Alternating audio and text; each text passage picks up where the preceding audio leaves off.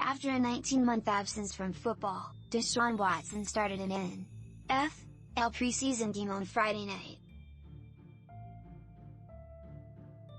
Before the game began, the Cleveland Browns quarterback did something else that had been nearly as long coming. He apologized for the first time since more than 24 women said he sexually assaulted or harassed them in massage appointments. As Watson took the field, met by boos from the sparse crowd at Jacksonville's TIAA Bank Field, a league advisor was continuing to wait his eligibility for the upcoming regular season. He was suspended last week for 6 games by a third-party disciplinary officer, a decision the league quickly appealed, pushing for a stricter ban for multiple violations of the league's personal conduct policy.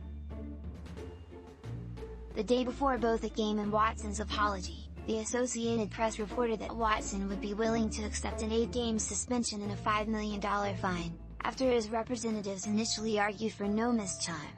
"I want to say that I'm truly sorry to all of the women that I have.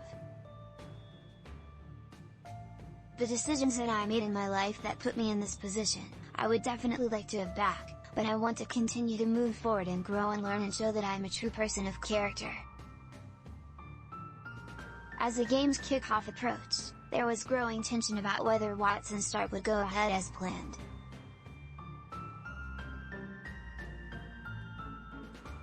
Even with a regular season suspension looming, he is able to participate in all practices and exhibition games until his suspension begins in the season's first week.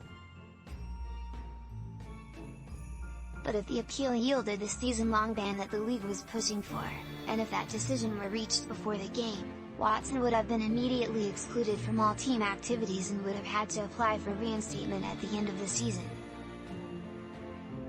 The appeal is being heard by Peter C. Harvey, a former New Jersey Attorney General, who was selected by Commissioner Roger Goodell last week to review the case and issue a decision on an expedited basis. There is no timetable for when that will happen. The Browns had announced Wednesday that Watson would start Friday's preseason opener.